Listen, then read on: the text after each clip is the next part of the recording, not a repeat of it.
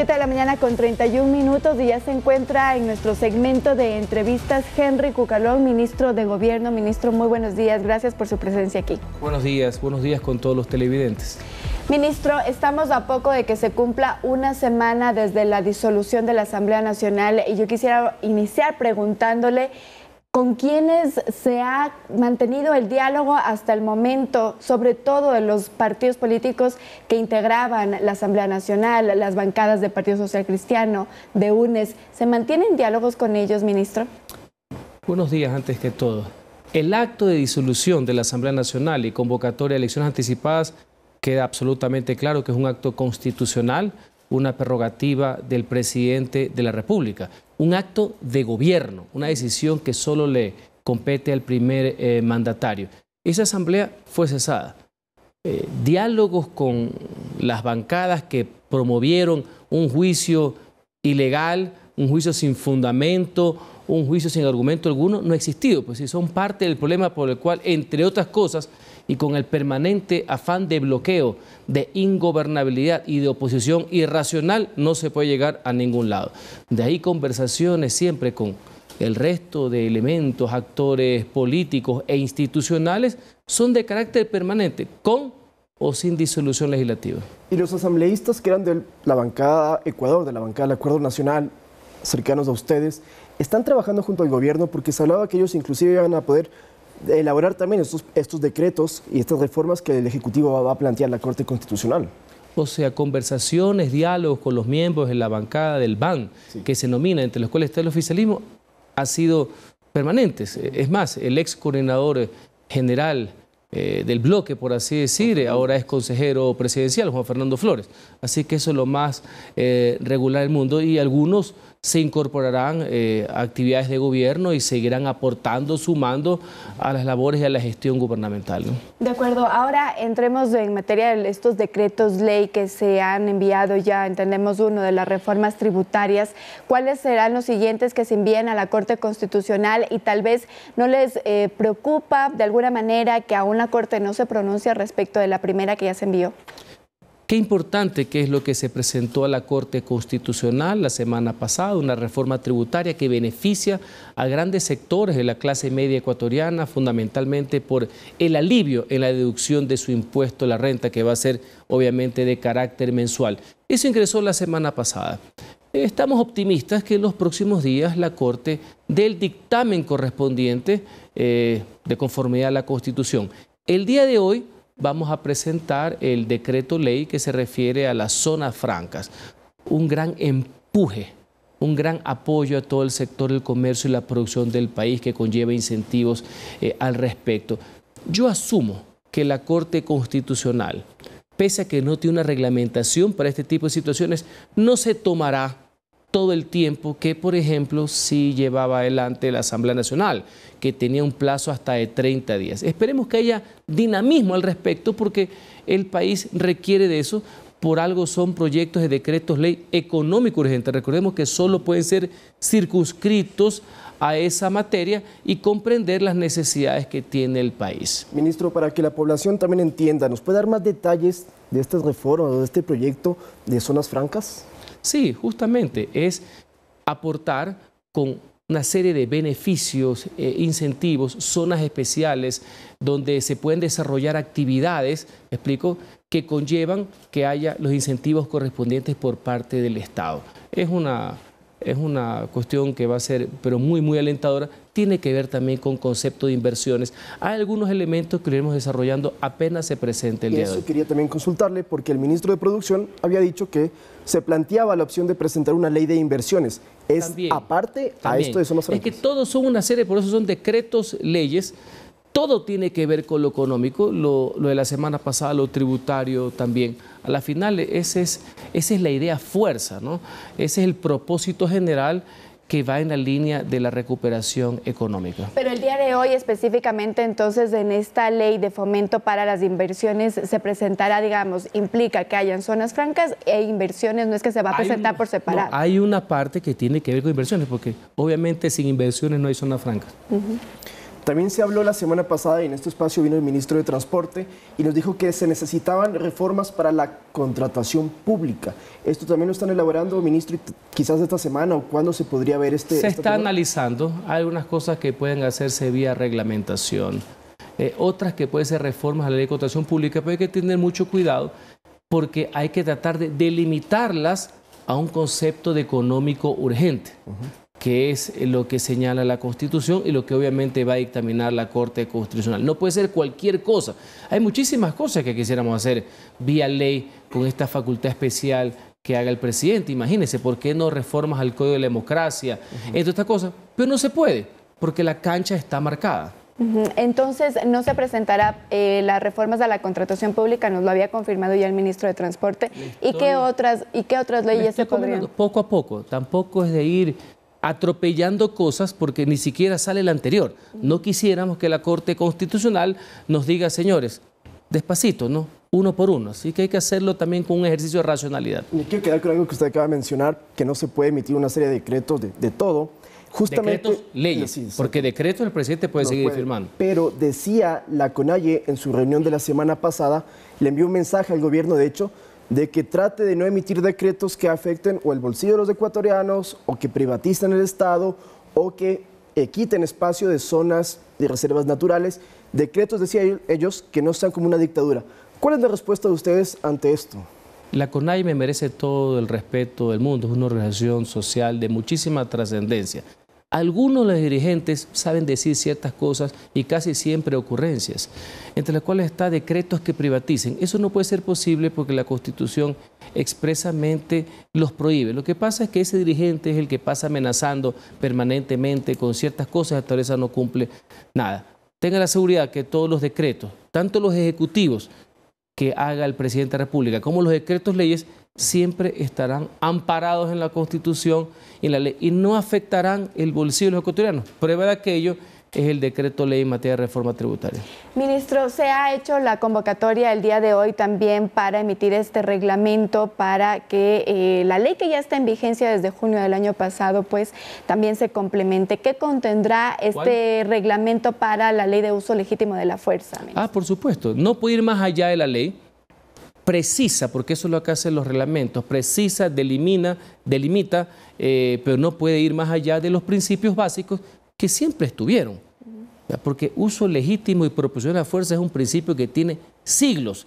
Lo que pasa es que aquí, ante algunas inquietudes válidas, se fueron reformando en materia penal para tener todos los elementos cubiertos que permitan a la fuerza pública, en defensa del interés público, en defensa de la vida, en defensa de los bienes de los ciudadanos, poder actuar y que obviamente no exista responsabilidad si lo han hecho de manera adecuada como debe ser. Esto es un espaldarazo, esto es un apoyo a las acciones que lleva adelante la Policía Nacional y la Fuerza Pública, la Fuerza Armada, en esta gran cruzada contra el terrorismo y el crimen organizado. Y esta propuesta de que Fuerzas Armadas coordinen con la Policía Nacional, que en estos momentos quizás se lo aplique diferente porque está el decreto del terrorismo, ¿considera usted que hay que buscar la manera de que se lo pueda aplicar efectivamente? Entendemos que esto quedó en stand-by porque la Asamblea fue disuelta. Uno de los pocos temas en que se pudo generar un consenso con la Asamblea pasada fue justamente el que usted señala. Se terminó aprobando en segundo debate con una amalgama y convergencia de fuerzas legislativas el informe para que la Constitución sea reformada y permitan a las Fuerzas Armadas intervenir también en materia de seguridad interna, es decir, contra el crimen organizado, y que quede plasmado en la Constitución. Eso evidentemente por los próximos 5 meses y medio no va a ser posible. Y recordemos que de la aprobación del Pleno tiene que ir a un referéndum, tiene que ser aprobado por el pueblo. A la par, el Ejecutivo, el Gobierno Nacional, ha emitido una serie de acciones que están permitiendo de una u otra manera esa intervención. Una de aquellas fue la resolución del Consejo de Seguridad Pública del Estado, reflejada en un decreto ejecutivo del presidente por el cual estos grupos que tienen estas prácticas terroristas pasan a ser un objetivo de la seguridad nacional. ¿Por qué? Porque atentan contra la integridad territorial y la soberanía.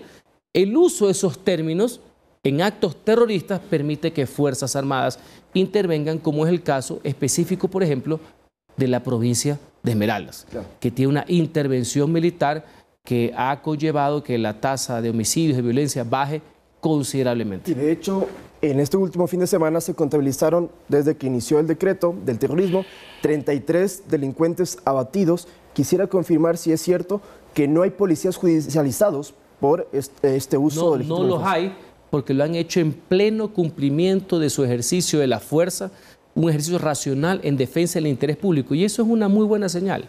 Esa es una señal de respaldo que da no solamente la ciudadanía y la ley para que la fuerza pública, es decir, las Fuerzas Armadas y la Policía Nacional actúen con firmeza y contundencia en el combate al crimen organizado, en el combate a los delincuentes, en el combate a los asesinos, en el combate a los violadores. Bien, ahora para cambiar de tema, ministro, el día de mañana, 24 de mayo, se cumpliría entonces un segundo informe a la Nación del presidente Guillermo Lasso, y en ese sentido también, en ese marco, ¿se está pensando en algún cambio del gabinete? Mañana el presidente de la República cumple con un mandato constitucional. No lo va a hacer ante la Asamblea, que está disuelta, lo hará ante la ciudadanía, lo hará en las instalaciones en la plataforma Sur, hará esa rendición, explicará qué es lo que ha hecho y cuáles son las metas del gobierno nacional. En ese mismo día ustedes sabrán cuáles son uno de los cambios o el principio de algunos cambios que va a haber en el gabinete nacional y se anunciarán el día de mañana. O sea, mañana habrá cambios. A partir del día de mañana, sí. ¿Usted cree conveniente que se hagan cambios a esta fecha, teniendo en cuenta que 6 meses solo faltan para la administración del presidente Lasso? No importa, porque siempre las líneas tienen que ser refrescadas. Y recordemos que los ministros somos fusibles, somos funcionarios de confianza. Se necesita un replanteamiento, inclusive en esta nueva etapa del gobierno nacional. No van a ser muchos, van a ser pocos al principio, va a comenzar por uno en específico, pero yo lo veo como algo absolutamente positivo, no importa el tiempo. ¿Y estos cambios podrían tener cierta relación con el proceso electoral que se viene también? Puede ser una relación, pero en todo caso esto ya estaba planificado. Desde el gobierno nacional se está pensando tal vez en analizar un candidato para estos nuevos comicios de agosto. Por supuesto, y la primera opción sería el presidente de la República y él tiene que analizarlo, tomarse su tiempo y tomar una decisión. Es decir, aún no está descartado del todo, porque lo escuchábamos la semana pasada en el Washington Post decir que estaba descartado, que él se lanzaría para la reelección. Bueno, él nunca dijo eso. El titular y el contenido tienen un choque de trenes pocas veces visto. Si usted revisa la entrevista, él nunca dice eso. El titular dice eso, pero el contenido no. Lo que ha hecho el presidente a ese día, que fue a final de la semana pasada, es que se va a tomar su tiempo, que no estaba en ese momento su decisión tomada. En estos días esperemos que tome una decisión. Claro, porque el tiempo se acaba la próxima semana. Así mismo, así usted comprenderá que el presidente de la República tiene que sopesar, meditar el tema y él es la primera opción.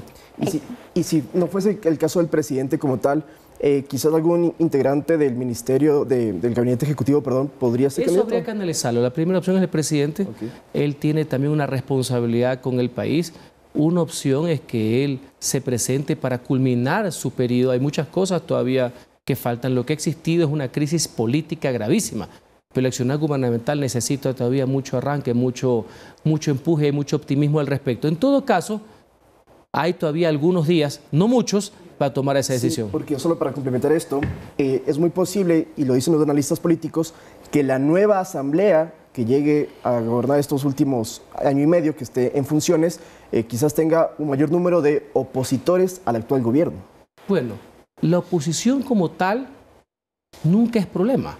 La oposición es sana en democracia. La irracionalidad y el afán conspirativo que tuvo la anterior es lo que es criticable y por eso lo disolvieron. Y solo para finalizar, ministro, ¿qué opinión les amerita desde el Gobierno Nacional ya las personas o los perfiles que en estos días han anunciado su posible candidatura para estos comicios? Es bueno que haya un ejercicio de participación y yo saludo que apenas se declaró la disolución de la Asamblea y la convocatoria anticipada de elecciones, hubieron ecuatorianos y ecuatorianas que manifestaron su interés de participar en elecciones, con lo cual no solamente desde el punto de vista legal, sino que en la práctica legitimaron el acto, porque al final de cuentas esto es ir a las elecciones para que sea el pueblo, a través de su voto, que sea actor en la solución de esta crisis. Pero ¿y es posible también que el gobierno no presente un candidato, sino que apoye una de las candidaturas? Se lo preguntamos porque un casi ministro pues ya se postuló para los comicios. un casi ministro. Sí, Jan Topic decían que iba a ser miembro de la Secretaría, iba a ser secretario En de el Seguridad. mundo de las especulaciones, pues entonces con esa teoría... O sea, lo dijo él mismo. Él mismo, no el gobierno, valga la aclaración. Entonces con esa teoría cualquiera mañana dice yo voy a ser ministro y cualquier cosa. Pero retomando la pregunta. Yo baso en los hechos, esa es mi formación, no en las opiniones. Ahora, cualquiera puede ser candidato y me parece bien que yo sea candidato y recibir los apoyos y las críticas correspondientes a sus posiciones. Y quizás no con él, pero algún otro de los candidatos. El Bueno, gobierno evidentemente podría con él también... no, pues, ¿no? Claro, sí, de acuerdo. Sí. Pero hay otros candidatos y precandidatos ahorita. Bueno, lo lógico, y suena hasta romántico, es el tema de la concertación y la convergencia. Lo más difícil es llevarlo a la práctica, pues, ¿no? Así que eso sería lo lógico, un gran frente por la patria, por así decir, porque hay un objetivo en común. La democracia frente a los autócratas, los que creemos en el imperio y la ley contra los que creen en el imperio y la impunidad, los que creen en un modelo de economía social de mercado versus los estatistas. Entonces, obviamente eso es lo que va a estar en juego y ojalá que podamos encontrar la mayor cantidad de coincidencias. Para las candidaturas, ¿ustedes dirían en alianzas o solo en Creo? Bueno, yo soy ministro de Gobierno, no soy el director de Creo, pero le puedo decir que el oficialismo evidentemente tiene pleno derecho a presentar sus candidaturas, como lo hacen todos. De acuerdo, muy bien. Muchísimas gracias, ministro, nuevamente por su presencia aquí en Noticias 7. Conversábamos con Henry Cucalón, ministro de Gobierno.